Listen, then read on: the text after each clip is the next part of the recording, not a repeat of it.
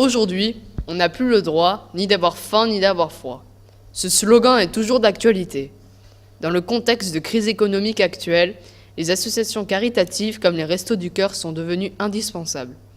Créés par Coluche en 1985, ils permettent de distribuer plus de 130 millions de repas par an. Nous sommes allés à la rencontre d'un bénéficiaire des restos à Salon de Provence. Comment les Restos du Cœur vous aident-ils dans la vie de tous les jours ? Alors, surtout à remplir le frigo, parce que quand tu es seul à élever 2 enfants, en fait, c'est pas évident de payer tout ce qu'il y a à payer au quotidien.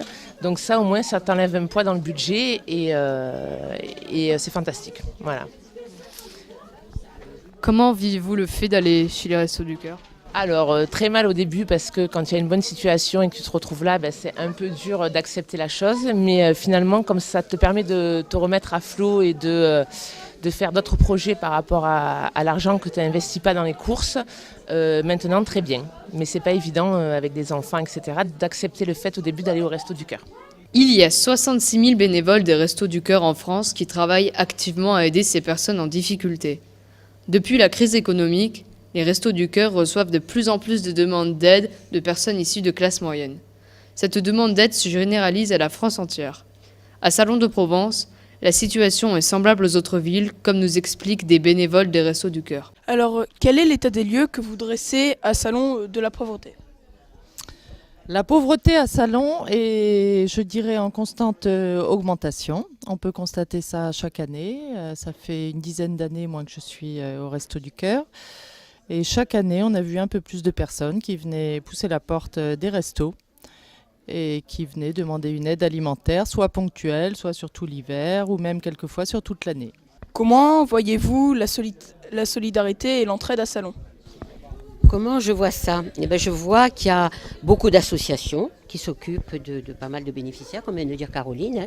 On a de plus en plus de monde, mais il y a pas mal d'associations, la Croix-Rouge, les Restos du Cœur, etc., qui s'occupent de tous ces gens qui ont vraiment besoin qu'on les aide, parce qu'ils sont vraiment dans des situations très précaires. Que pensez-vous des propos qui assimilent les associations caritatives à de l'assistanat ? En ce qui concerne les Restos du Cœur, je ne pense pas qu'on puisse parler d'assistanat, parce qu'on a des critères. Quand on pousse la porte des Restaurants du Cœur, on fait un colis dépannage. Et quand on a discuté avec les futurs bénéficiaires, on va regarder leur situation personnelle et ça rentrera dans le cadre de ce qu'on appelle un barème des Restaurants du Cœur, ou ça ne rentrera pas. Donc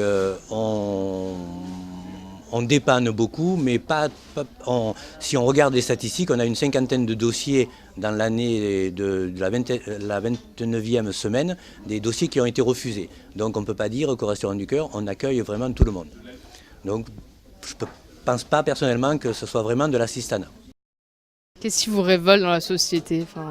Alors la société actuelle, comme tous les gens, je pense peut-être un peu le gouvernement qui ne met pas assez d'eau dans son vin pour aider des gens comme nous, mais qui grâce aux bénévoles, ça arrange pas mal de choses. Aujourd'hui, la pauvreté en France gagne du terrain. Les associations caritatives dénoncent cette misère qui progresse de jour en jour. Comment la France, 5e puissance mondiale, peut-elle se saisir de ce sujet ? Quel rôle doit jouer l'État pour faire reculer la pauvreté ?